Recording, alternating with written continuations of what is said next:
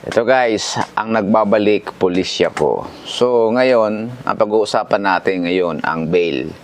Magkano ba ang bail? So kaya napunta ka dito no sa akin kasi siguro may kaso ka no. Meron. So kung maliliit lang naman at hindi masyado critical, pwede dito sa atin 'yan. At kung gusto nyo ng advice, legal advice, pre-legal advice, linawin ko ha, ako ay hindi abogado. Criminologist lang ako. Criminologist, license. Pero pwede na, di ba? Alam nyo naman, kapag sa abogadong usapan, hindi siya mahal, no? Yung kape pa lang, 500 na. Siyempre, attorney, kompanyero, pwede ba kitang makausap? Saan? Yan lang, sa kapihan. Matik yun, mag-order ka ng kape, 150. Pero dito, ewan ko sa'yo, kung mag-subscribe ka dyan, or humingi ka ng GCash, at ano pa, walang option, no? Tawag nito, voluntary lang. Huwag natin patagalin.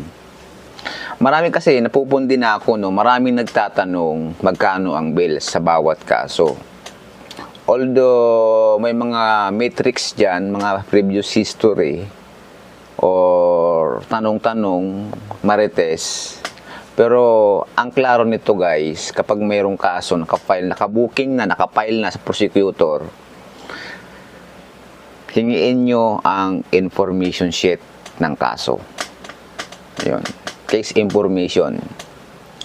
At yun, doon mo makikita sa pinakababa ang bail recommended. Kung may recommendation ng bail yung kaso. Yun lang. That's it. Bukod sa mga maritis-maritis na yan. At kung nakalagay doon, maraming tayong klase ng bail, di ba?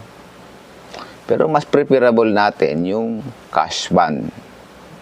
Cash bail. Kasi wala nang kuskus balungos yan, requirements lang. After that, magbayad ka. After mo complying ang requirements, may cash ka, magbayad ka. So, yung prosecutor na may hawak or judge na naka-assign doon sa kaso, ay gagawa yan ng release order kung nakakulong yung suspect o respondent ay ma-release. At kung nasa labas naman, hindi na makulong. That's it. Yan lang po ang information. Ngayon, kung meron kayong agarang question, advice, priority ko po ang membership. Mag-PM po kayo sa ating once you done ang subscription na 129 pesos. Napakaliit, di ba? Isang budget meal. PM nyo ako sa messenger ko, pulisya ko, or triple red second account ng FB, at be prepared for video call para mag-usap tayo.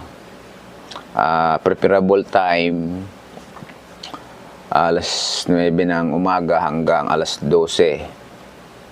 At kung nakasubscribe kayo, andoon yung number ko. So, pwede niya akong i-text, you can call kapag free tayo. So, thank you for watching. Diba? Madali.